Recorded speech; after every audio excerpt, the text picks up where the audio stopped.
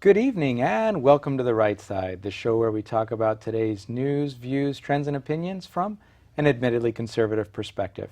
I'm your host, Chris Pareja, and this evening we're joined by Charlie Kirk. He's the executive director of Turning Point USA and is going to talk to us this evening about how libertarian and conservative principles might be more attractive to younger folks, which is always something that's near and dear to our hearts here on the show. Charlie, thanks for joining us. Yeah, thank you for having me. You came all the way out from Chicago to be with us this evening, and we appreciate that tremendously. I didn't get away from the liberals, though, unfortunately. Oh, no, you actually flew right into the heart of liberal territory. That's what they tell me. Yeah, so it'll be good times. It'll be just like home. We'll try to get the levels of corruption up to match Chicago. Absolutely. But, yeah. Well, it is the home of Barack Obama and Hillary Clinton. Chicago is, so until you guys get up to that level, I'd say we still have you beat. Yeah. So, but it's a pleasure being here. So. Excellent.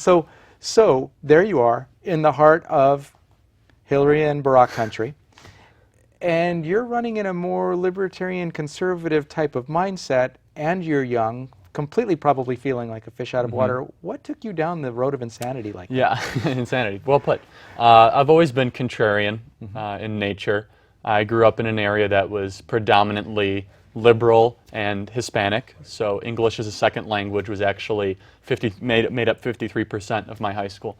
And so I always found myself debating teachers and getting into all sorts of interesting conversations with, administration about free speech zones and codes on our particular high school campus. And, one thing led to the other. I got some unfavorable news about going to my dream school, which was United States Military Academy at West Point. I was 18 years old at the time and in high school, so decided to start an organization that I felt could have bigger and broader national impact. So I started this organization called Turning Point USA, and the rest has really been history.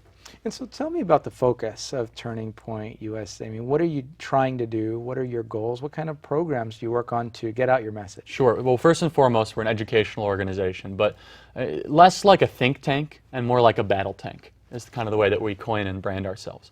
We do the difficult but necessary grassroots community campus organizing that is necessary for ideological and eventually electoral victory. So we're out there doing the clipboard and tennis shoes type of engagement, recruiting new students, persuading those that might not agree with us, building chapters and groups around these ideas of free markets, individual liberty, constitutional governance, less government, and getting young people excited and energized about it. And we're less into making flashy videos or buying billboards on the side of the highway, and more into having conversations that will engage young people in a way that they might never have had before, and building coalitions around these ideas for broader national impact.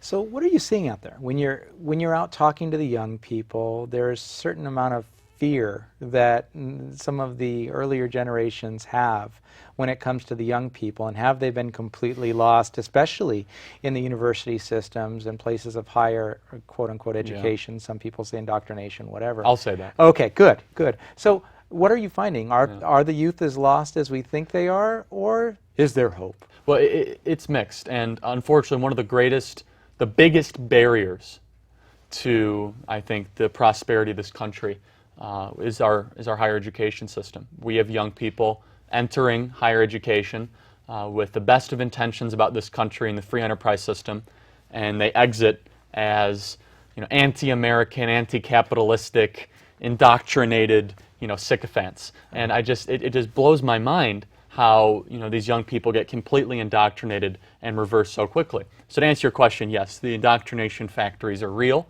I would say on probably close to 800 to 900 colleges and universities, there's a predominant faculty that does not educate, but they indoctrinate and they put forth their views in a way that is completely antagonistic to that of any sort of free speech and dialogue. So is there hope? I truly believe there is, because thanks to the university system and the colleges becoming so institutionally liberal and to the left, there is a resurgent anti-establishment trend going amongst our young people. So, go ahead. No, that was one of the questions, is that, yes, that if you talk to them about ideological things, and should we be kind to the planet, and should we be kind to the poor, should we help to make life a quote-unquote fairer place for everyone to live and have a chance, they identify with that. But then when you start talking to them on a personal level about what that means, and if you look at places in the world where $6 an hour it would be wealthy versus $6 a week or whatever it is, and would they be willing to take their incomes down in that direction, give up their iPhones and everything else to be just like those places? All of a sudden you get the King's X of them saying, no, no, no, no, that's not what I was talking about. So what kind of conversations do you have that bring out that reality for them? So one of the biggest things that we try to do is we try to highlight, and rather successfully, how even if you had the best of intentions, government is the worst vehicle ever to express those intentions through. So one of the biggest things that we do is try to delegitimize the entity that is big government.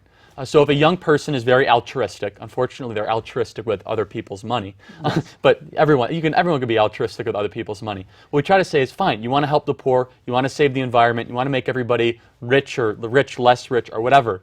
If that is your end goal, government is the worst vehicle for you to achieve that kind of goal in mind. So we try to, at first, and it's actually working, young people on average to 70 and 80% believe that government is corrupt, government does not work, and government really cannot function the way that they ideally wish it could. So that's a victory in and of itself.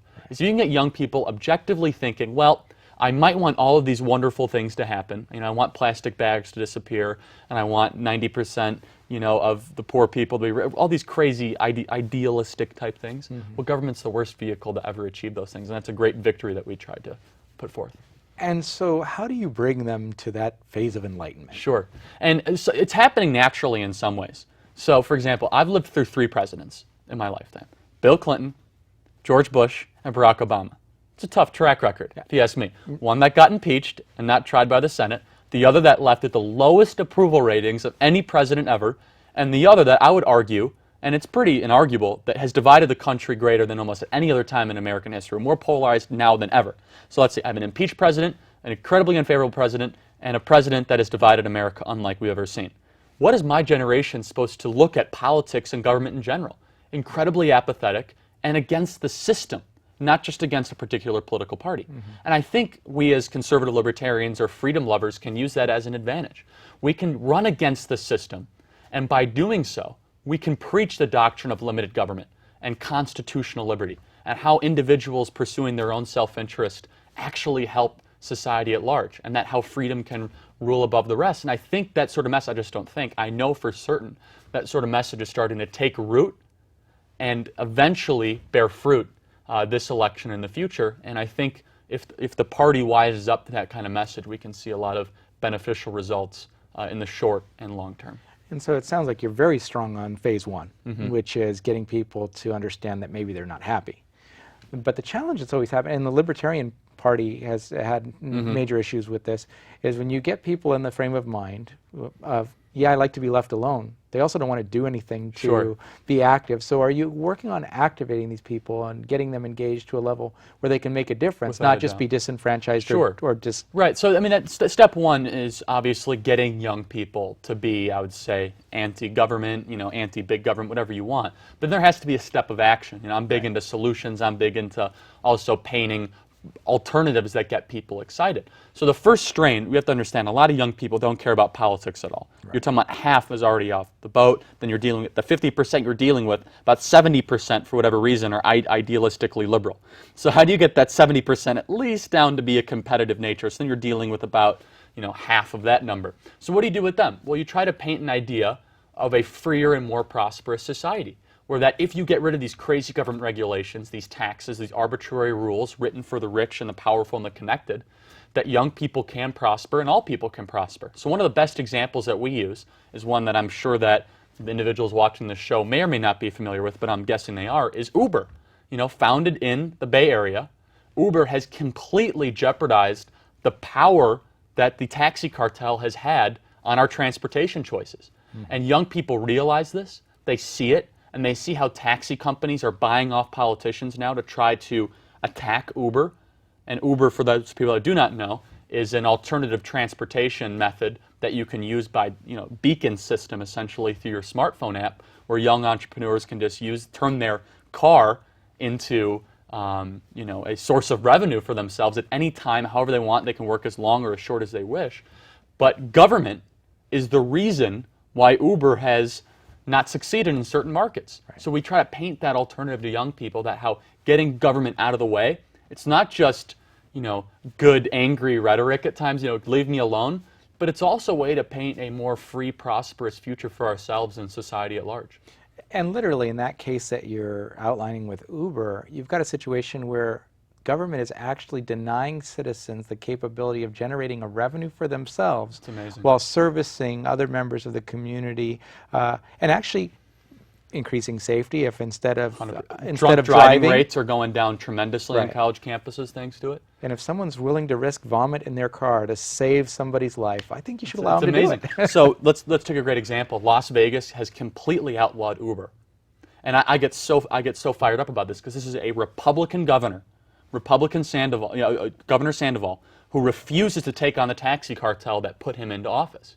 So if we as Republican conservative libertarians want to be the party of free markets, then you got to get off this whole being bought by special interests. Right. And so that's kind of what gets me fired up, and that's why our organization is called Turning Point USA and not, the Young Republicans of America and so on and so forth, because I do see there are Republicans at times not fighting this fight. Sure. And they are being bought off by these special interests. So same thing in, Broward County down in South Florida, where they have seen drunk driving rates go down by 11% over the last 16 months. I mean, you don't see 11% decline unless there is some sort of causation. And study after study shows, as more of these young people are using Uber and taking it home from their parties, from the fraternities and sorority neighborhoods, they're getting in less drunk driving incidents and collisions, and they're literally saving lives.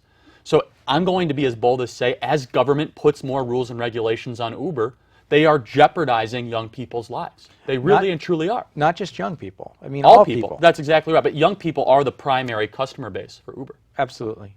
And there are a lot of more seasoned citizens that are getting jobs from it at much higher than Walmart rates. I had a 79-year-old Uber driver this morning drive me to the airport. So a taxi from my house to O'Hare International Airport is $82. $82. And Uber is $31. He's happy, the Uber driver. I'm happy because I get to save more than 60%. He's happy because he gets to work as much as he wants to work, gets to wake up when he wants to wake up, and he gets to pocket a lot of that money for only 20 minutes of work. I only live 20 minutes away. It's not like I live in Wisconsin. Everybody wins. And the taxi company who used to charge $82, they don't get any business at all. That's what we're fighting for. That's what gets me fired up. Competition drives excellence, and I think Uber is a great example to paint to young people to show what can really be possible. Okay. So as going through, and we're coming into the election cycle, whether people like it or are ready for it or not, it's a long walk still till the elections, even the primaries. Talk to me about the various candidates. We talked before the show, you've gotten exposure to all of the Republican candidates. I don't know if you've had exposure to I'm working on it. the other side, or if they even won't allow meet with you me. in. Yeah. I don't know what the. I had a Bernie Sanders, I will debate you. And so tell me about who you think is going to be attractive to people that have similar mindsets to yours, and who not so much, and a little bit about why. Yeah, without a doubt, Rand Paul has done a very good job of courting young people. One of his main themes is trying to fight the Washington machine, and I think there's a lot of merit to that sort of message, especially when going to a younger audience that has lived through 3 presidents, all of which I think we can agree, have not left with the highest levels of integrity, in all 3. And so I think Rand Paul has really done a good job of talking about liberty and freedom and less about just Republican Party talking points. Unfortunately, I don't think he has much of a shot to win the nomination. So other candidates I think that could kind of bridge that gap, I think Ted Cruz can also play in that libertarian bracket, if you will. Someone who has massive youth appeal that I think is an expert communicator, Marco Rubio, could do very, very well.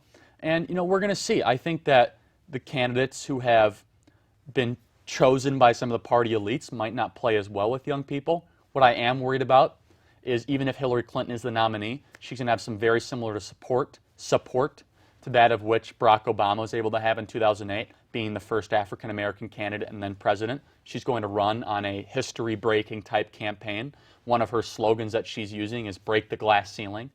And being a member of the millennial generation, we're incredibly sensationalist. We want to be the first, to break these barriers and break the ceilings, and she's going to run on that almost unapologetically. So I am personally worried about that. But I do think it's an opportunity for us as a party and a movement to win this election. I think the table is set. I think people are fed up with big government in general. I think they're fed up with the fourth branch of government telling them how to live their life and do what they say they want to do and say what they want to say.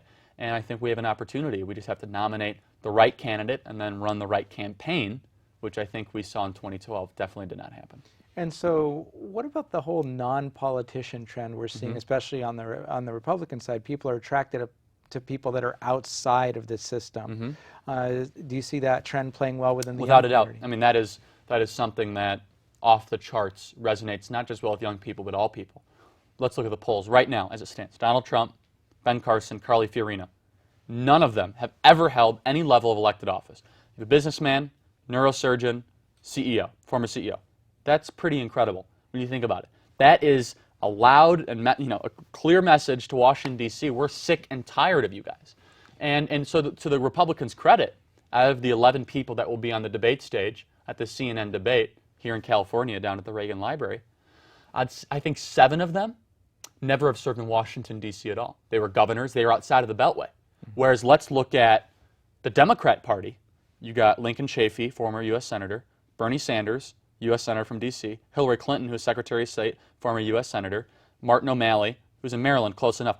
They're a Washington, D.C. cartel. The Republican Party really, I think, has a more diverse field, not just ethnic, through ethnic lines, but also through geographics. You've got Texas, you have Wisconsin, you have Florida, we have California, Carly Fiorina. I think the Republican Party, if you weigh it up against a Democrat, it's a much stronger field in almost every capacity. And so, but what if it were a situation where it was Carly versus Hillary, as an example, and you've got the same glass ceiling potentially being broken? I think it would neutralize it in a lot of ways. Okay. And I think, in my personal opinion, Carly Fiorina has done a lot more than Hillary Clinton has done in her life. Well, Hillary's very familiar with technology. Well, if you look at the emails, she can wipe and how it with a cloth. Yes. But what difference does it make? And I always say Hillary Clinton should not be wearing orange at this particular time in her life. I think it's a little bit of a foreshadowing. Well, I think she should wear orange, but I also think silver is a nice accent when you look at it. Silver or stripes. Well, bracelets, anklets that match. Exactly. Yeah. Well, when she wears stripes, especially with orange, it looks sort of interesting. Anyway, all kidding aside, Carly Fiorina versus Hillary Clinton. I think that Carly Fiorina has a much more authentic message with the American people. So the Quinnipiac poll that just came out with Hillary Clinton, they asked everyday average American voters, independent voters, what are the first 3 words that come to mind when you think of Hillary Clinton? Number 1, liar. Number 2, dishonest. Number 3, corrupt. Well, that's quite a... That's almost like a thesaurus or something. That's quite a lineup. Yeah. They didn't do the same test as Carly Fiorina because she doesn't have the same, name ID. But you're running against a candidate that a lot of American people do not think favorably towards. Right. I think Carly could run a message where she said, I was secretary and I rose to be CEO. I'm a cancer survivor. I'm an everyday American. I'm a non-politician. And the Founding Fathers originally envisioned a system where we had non-politicians. I think Carly embodies that story rather well. And so if we look at extremes, opposites, what about a Ben Carson versus a Bernie Sanders kind of run? Well, I love Ben Carson, and I got to tell you, his entire profession is set up for the best one-liners in the history of politics, where he could say, come on, guys, it's not like this is brain surgery or anything, right? Or he could say, he could get up there and he could say, well, I would say that everyone here has half a brain, but it's like, it's so funny. Anyway, his whole previous profession sets him up for the best one-liners ever. I hope they nominate Bernie Sanders, they being the Democrats. I hope they nominate an unapologetic public socialist as their candidate. The American people will reject that wholeheartedly. There's still a widespread negative name association with the outward name association with socialists. Now, if he kind of hit it like Barack Obama did, that'd be different. But he goes out and he says, yes, I am a socialist. I'm a proud socialist. The American people would totally reject that. And so how do you see Turning Point working throughout this cycle to support or detract from the popularity of certain candidates? Well, being a 501c3, we're all educational, so we're obviously educating about issues of the day and the time that are kind of in the public discourse and atmosphere. So we're going to be talking about individual liberty, free market capitalism, the size and scope of government, and obviously that will interlude nicely in some ways to the public discourse that is created through the 2016 election. And we're activating and training hundreds of thousands of young people across the country that subsequently will get more involved on a civic basis, whether it be voting or whether it be, getting involved in the campaign. So we're doing a lot to really improve the ecosystem, if you will, for a freer society and, a country that does not have government at the center but has people. And so, you're doing this predominantly through outreach to the high school and college and That's university right. systems? Yeah, we're on about 1,000 colleges and high schools across the country. We have 45 people on our full-time staff that do nothing but they wake up every single day. They start campus groups, work with pre-existing ones, recruit new students, persuade individuals that might not be of our set value system, register voters, communicate on a broad-based scale on these campuses and universities, essentially doing the clipboard and tennis shoes type of work that we have been so desperately lacking in the last couple decades. Okay. And so, for example, if there were young people around, I'm assuming that you're trying to find people that Always. represent the demographic that you're targeting. So if you're people under 25, 16 to 22. 16 to 22. And so somebody wants to go and get engaged in that area, I'm assuming they would reach out to your website. Yeah, they can go to tpusa.com and they can learn to get more engaged and involved there. We have a plethora of opportunities for them to get engaged in on campus and also through our conferences and our leadership seminars. Okay. We hosted a Young Women's Leadership Summit in June, the largest young women's leadership conference held for center-right free market ideas in the country. But I thought we hated women. Of course. We hate women and we hate minorities too. Okay. And we're all rich and white. But I keep on reminding myself that. Yeah. Well, yeah, you check your wallet. It's exactly. Like, wait a minute. Well, it's so funny. The same party that says that we're all white is running all white people for President of the United States. Yeah. It's interesting. And I just point to them: Bobby Jindal, Dr. Ben Carson, Ted Cruz, Marco Rubio. Just throw them at. Hey, and then Carly Fiorina happens to be a female as well. Of course. So. But they say that we hate women and all that. Yeah. Anyway, then we hosted our Young Latino Leadership Summit in the end of July, and I think we hate them too. But anyway, we hosted a leadership summit just in case.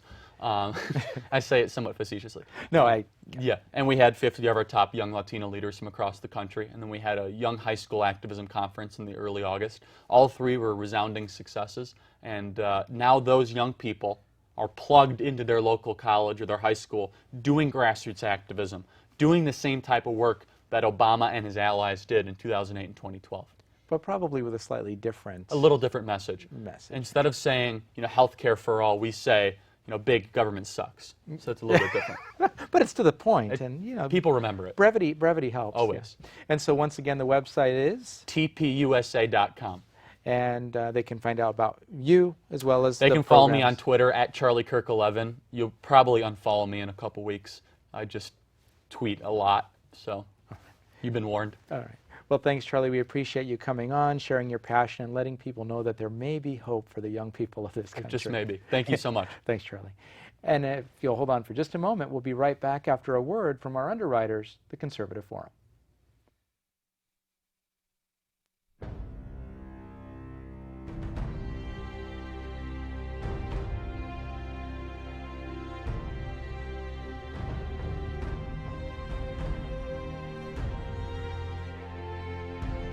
The Conservative Forum of Silicon Valley began with 20 conservatives meeting at a restaurant in November of 2003.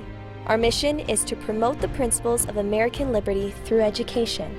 By 2012, we had grown to over 600 paid members. Our monthly meetings feature well-known and prestigious conservative speakers addressing issues that are critical to our country's very survival. This includes speakers like Victor Davis Hanson, Andrew Breitbart, David Horowitz, and many others. In addition to our monthly meetings, we sponsor a conservative local cable access TV show, The Right Side, covering today's topics. Our Constitution discussion group not only teaches the Constitution, but started our annual essay contest that awards 2 $1,000 scholarships to local high school seniors. We are a virtual clearinghouse for grassroots organizations by providing them with table space at no charge in our exhibit area. There are typically a dozen groups represented. If you are like-minded, join us at our next meeting and become motivated and empowered. Liberty, made in America.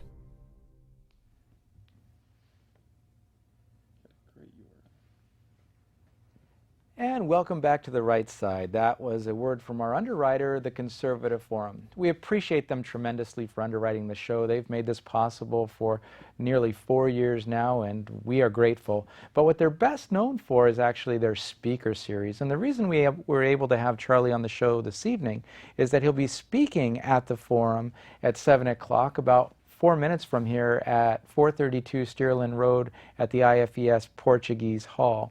Normally, these speaking engagements happen the second Tuesday of each month around 7 o'clock. Get there early for parking and to get settled in. But just to give you a preview, in October, David Spady of California State Americans for Prosperity, he's the director there, will be speaking. November 10th, Kurt Schlichter will be there. He's an Army Colonel, trial lawyer, national commentator for Fox News, Dennis Miller, Hugh Hewitt, and other shows. And in December, Thomas Fitton, president of Judicial Watch and author of the New York Times bestseller, The Corruption Chronicles.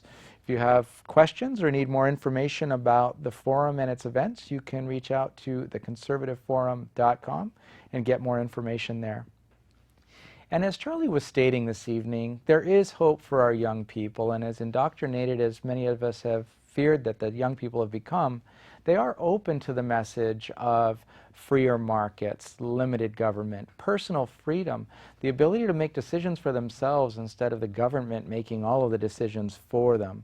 And so it's important that we make sure that outlets like Turning Point USA are recognized and that we can direct students or activists there as appropriate to really make a change. So if you've got young people with unbridled enthusiasm that want to go out and change the world for what we believe to be the positive, let them know about Turning Point USA and Charlie and his efforts. On that note, we appreciate you joining us this evening on The Right Side. I've been your host, Chris Pareja, and we look forward to seeing you again in person or on the show sometime soon. But if you just can't wait, reach out to us by email at therightsidetv@gmail.com, and we'll try to get back to you as quickly as possible. Thanks again, and have a great night.